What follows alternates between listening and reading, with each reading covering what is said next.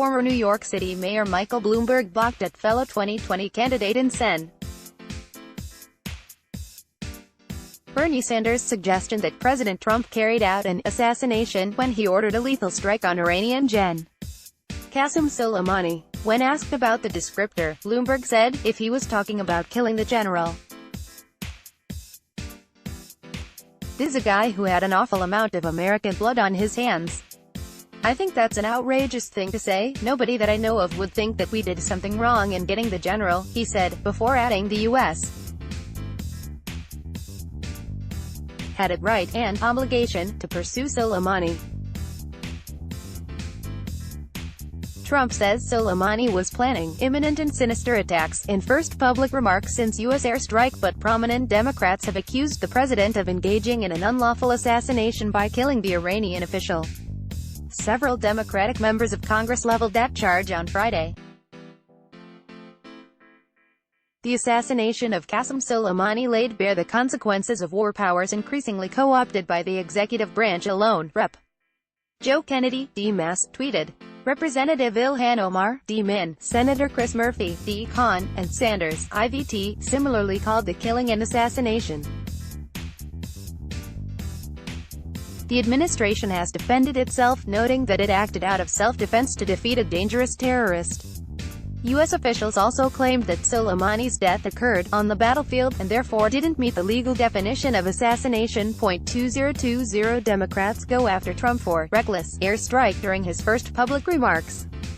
On the strike, Trump claimed that he caught Soleimani in the act and terminated him. State Department officials similarly said Trump acted on solid intelligence and that U.S.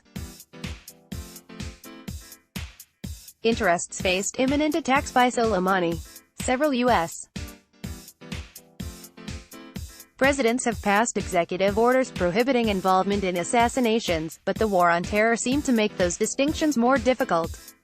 Harvard law professor Alan Dershowitz argued that Soleimani's death was a lawful, proportional, preemptive military action. He described Soleimani as a combatant enemy who had killed and was planning to kill Americans. AOC slams Trump, says Soleimani's strike risks lives of millions of innocent people. Lawrence Tribe, Dershowitz's colleague at Harvard,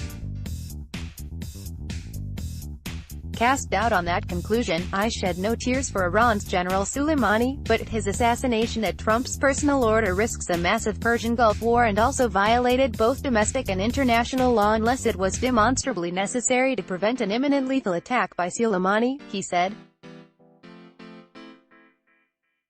Click here to get the Fox News app. He also tweeted columnist Max Boot's comments describing Soleimani as the highest-ranking foreign military commander assassinated by the United States since the shoot-down in 1943 of a plane carrying ADM. Isoroku Yamamoto, the architect of the Pearl Harbor attack. The opinions appeared to cross party lines as Sen. Rand Paul, Archie, indicated to Fox News that the U.S. carried out an assassination. I don't think you can do an assassination like this and not think, or at least believe, that one of the unintended consequences will be war with Iran, he told Fox News host Neil Cavuto. Fox News' Alex Pappas, Nicholas Hallman and Jennifer Griffin contributed to this report. Let's block ads. Why?